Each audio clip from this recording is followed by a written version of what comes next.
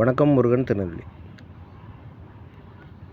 நம்மிடத்தில் அன்பு கூர்ந்து நமது இரத்தத்தினாலே நம்முடைய பாவங்களை நம்மை கழுவி தம்முடைய பிதாவாகிய தேவனுக்கு முன்பாக நம்மை ராஜாக்களும் ஆசாரிகளும் ஆக்கின அவருக்கு மகிமையும் வல்லமையும் என்றென்றைக்கும் உண்டாயிருப்பதாக. ஆமேன். இப்படி ஒரு வேத பகுதி. எங்கள் ஊரில் இந்த கோயில் கூடையெல்லாம் நடக்கும். அப்போ நான் பார்த்துருக்கேன். நான் சின்ன வயசில் நம்மளே இந்த கோயில் கூடையெல்லாம் நடத்தியிருக்கோம். அதனால் அந்த விஷயங்கள் நம்மளுக்கு நல்லா தெரியும். இந்த சாமி ஆடும்போது என்ன செய்வாங்கன்னா, இந்த சுடுகாட்டில் போய் எலும்பு எடுத்துகிட்டு வர சொல்லுவாங்க. அது ரிஸ்க் என்னென்னு கேட்டிங்கன்னா, சில ஆட்கள் பயந்த ஆட்களில் போனாங்க அப்படின்னா சோபத்தில் அங்கேயே இறந்துருவாங்க. தைரியமுள்ள ஆளாக இருந்தால் மட்டும்தான் அங்கே போய் அந்த எலும்பு எடுத்துகிட்டு வர முடியும். அந்த கிரேஸ் அந்த தைரியமுள்ள ஆளுக்கு மட்டும்தான் உண்டு.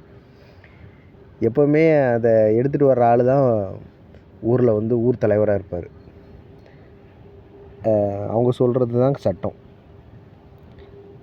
இயேசு என்ன சொல்கிறாரு பாருங்கள், சிலுவையில் உங்களுக்காக ரத்தத்தை சிந்தி கழுவி நான் உங்களை ராஜாவாக்கியிருக்கேன்னாரு.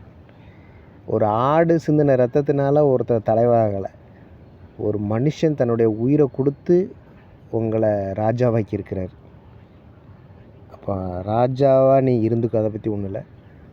ஆனால் அதோடைய கனம், அதோடைய புகழ்ச்சி, அதோடைய மகிமையெல்லாம் உங்களை உண்டாக்கின கடவுளுக்கு தான் போய் சேரணும்.